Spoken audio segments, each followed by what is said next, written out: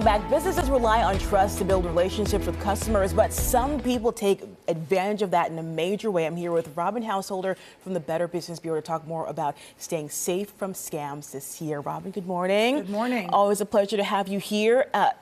Give us an idea of just how many people in our area were victims of scams last year. So just in Middle Tennessee, we had 3,400 reports of people that actually lost money. Wow. Now, what's sad about that is that's just the ones that chose to tell you about it. So often when you've been a victim of scam, you're embarrassed, so you're not going to report it. So our assumption is at least twice that. Wow. So are you surprised to see a number like 3,400? Because it sounds like a lot to me. It does sound like a lot, but unfortunately, first off, scammers are very creative at dragging you in. We all spend more time on our smart devices now than we ever have. And so we're more likely to fall victim because it's going to hit us on our phone, it's going to hit us in our email, on our computers when we're shopping. So sadly, even though we talk about it all the time and you guys are great about helping us report out, we just keep seeing that number go up and up and up and up. It's amazing that we keep sharing this information, but the scammers they're out there and they're still active even to start the new year. So we're going to go over some tips. You said be cautious is the first piece of advice. Yeah, unfortunately, we live in an environment where we all love instant gratification, right? So you get a really cool ad on your phone and you think, oh, let me click it. Well, what we need you to do is stop, take a breath.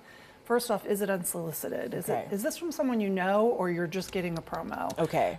Do you really need what it is they're offering? Probably not. Yeah. But it's tempting. It's tempting, but take a minute, think about if this is something you really want to explore. And you heard me say, if it is something you're interested in, go directly to the source. Okay. Go to the source's website to see, is this a product that's actually being made available for that price or that limited time only. All right. But don't click on unsolicited text, emails, because you just never know where that link is going to take you. And sadly, many times it's malware that gets loaded onto your phone or your computer. I feel like I've seen that a lot more often, where even the links will come in from places like Amazon or UPS or USPS even, and I'm like, I didn't order anything, so.